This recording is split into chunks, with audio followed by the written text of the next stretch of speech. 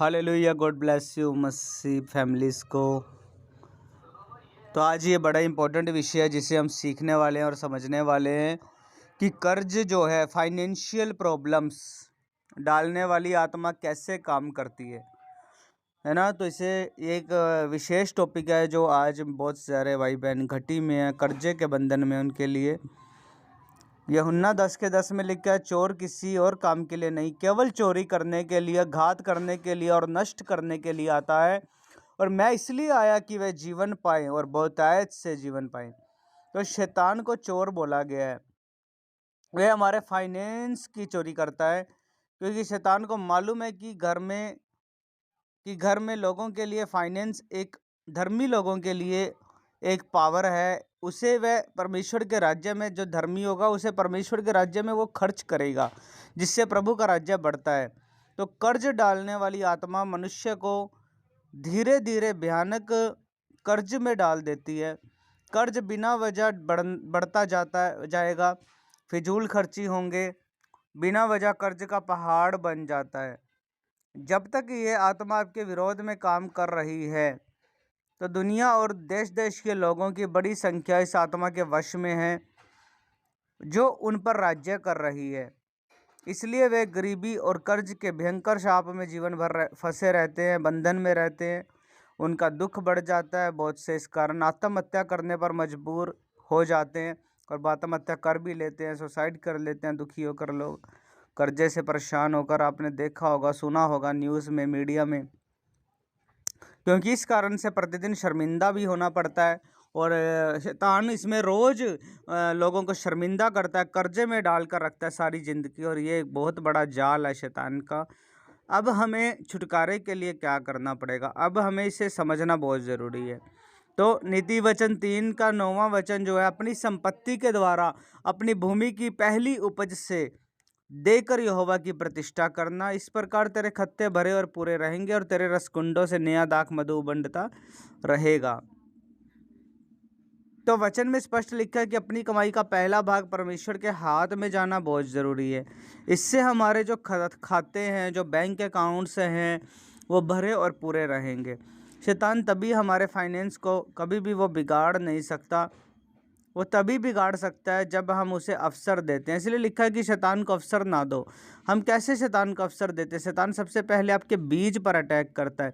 जब वह बीज खराब करता है तो फसल तो अपने आप ही खराब हो जाएगी। उसे मालूम है कि आपका जो बीज है उसे वो खराब करेगा, तो वो बीज है जो वो ही हमें फलवंत करेगा। ये शैतान अच्छे से इस वचन को जानता है।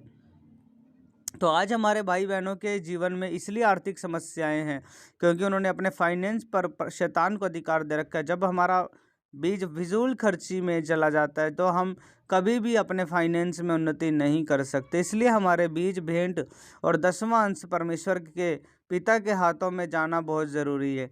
फिर शैतान का हमारे फाइनेंस, प्रॉपर्टीज़ और सैलरी पर कोई भी अधिकार नहीं होता है। हमारे प्रभु रखवाली करता है हमारे घरों की, और घरों में आशीष परमेश्वर की बनी रहती है, उसमें बरकत बनी रहती है ना। तो परमेश्वर के दूत उसकी रक्षा करते हैं, हमारे सामान की, हमारे गाड़ियों की, हमारे बिजनेस की रक्षा पिता की ओर से होती है, रखवाली होती है पिता की ओर से। और हागे की पुस्तक में लिखा है, स्पष्ट लिखा है कि इसलिए अब सेनाओं का यहोवा यूं कहता है कि अपनी अपनी चाल पर ध्यान दो। तुमने बहुत बोया पर थोड़ा काटा, तुम खाते हो पेट नहीं भरता, तुम पीते हो प्यास नहीं बुझती, तुम कपड़े पहनते हो परंतु गर्माते नहीं। जो मजदूरी कमाता है वह अपनी मजदूरी की कमाई को छेद वाली थैली में रखता है। तो सेनाओं का यहोवा तुमसे यूं कहता है कि अपने अपने चाल चलन पर ध्यान दो, है ना। तो हमें अपने अपने चाल चलन पर ध्यान देना है। इसलिए हमें अपना बीज उस प्रभु के दास को देना होगा, जिसके द्वारा हम प्रतिदिन अभिषेक में, चंगाइयों में और छुटकारे को प्राप्त करते हैं, जो हमारी समस्याओं को ध्यान से सुनते हैं, जो हम प्रतिदिन धीरज से हमारी बात सुनते हैं, जो हमसे बात करते हैं। उनकी प्रार्थना से हमारे जीवन में बड़े बड़े अद्भुत काम होते हैं और हमारी गवाहियाँ बनती हैं। आमीन, हालेलुया, गॉड ब्लेस यू। तो भजन संहिता में स्पष्ट लिखा है, क्या ही धन्य है वह जो यहोवा का भय मानता और उसके मार्गों पर चलता है। तू निश्चय अपनी कमाई को खाने पाएगा। तो धन्य होगा और तेरा भला ही होगा। तेरे भीतर तेरी स्त्री दाखलता के समान होगी, फलवंत होगी, दाखलता की तरह फलवंत होगी। और तेरी मेज के चारों तरफ बालक जलपाई के पौधे के से होंगे। सुन, जो पुरुष यहोवा का भय मानता हो वैसी ही आशीष पाएगा। I mean God bless you.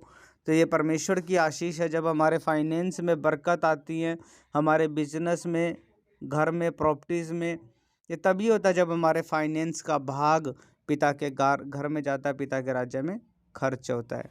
तो हमें ऐसा करना है और शैतान को अवसर नहीं देना है। ये ज़रूरी, मैंने बोला बहुत सारे भाई बहन मुझे फ़ोन करके बताते हैं कर्जे में बुरी हालत होती है उनकी और शर्मिंदा होते हैं, तो इसलिए हो रहा है। हाँ, हमें प्रभु किसी प्रकार की घटी नहीं होने देगा।